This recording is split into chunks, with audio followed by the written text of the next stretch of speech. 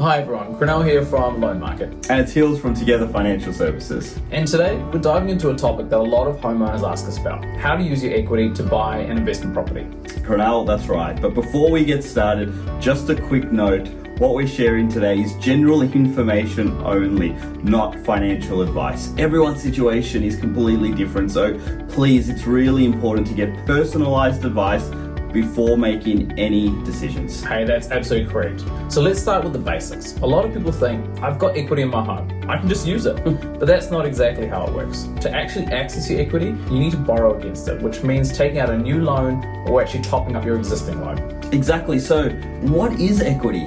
Well, equity is simply the difference between the current market value of your home and how much you still owe on your mortgage. So let's put it into an example for you. We once had a client whose house was worth $800,000. They still owed $400,000 on their loan. That meant they had $400,000 left in equity.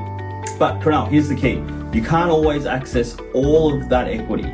In fact, most banks will only allow you to borrow up to 80% of that property value without paying lenders' mortgage insurance. So in this case, 80% of $800,000 is $640,000.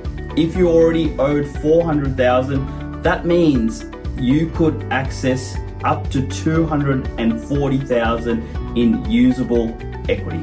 And that's exactly what they did. They wanted to buy an investment property, and that $240,000 was enough to cover the deposit, costs for a second home, and also stamp duty. Now, I'm sure, Khrunal, people often ask, what would the repayments look like? So, to keep it simple, let's look at it based on an interest rate of 5%. On $240,000, that works out to about $12,000 in interest a year, or about $1,000 a month. Now that does sound amazing, but of course that's only the interest only portion of things as well. Depending on whether it's interest only or principal and interest, your repayments could look a bit different. But this gives you an idea of what the borrowing costs might look like. Completely right, Khrunal. The good thing is, if the investment property is rented out, the rent can often cover a big portion of these costs. Plus, there might be some tax benefits depending on your situation. Exactly, but it's important to remember, just because you have equity doesn't mean you should use it.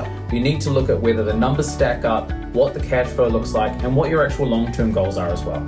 And that's where we can come in. We can sit down with you, we can run through all the numbers and help you figure out whether using your equity to invest actually makes sense for you. So if you're sitting at home wondering whether you could use your property to kickstart your investment journey, reach out to us. We'd love to help you explore your options. Thanks everyone for watching. We'll see you in the next video. Catch you next time.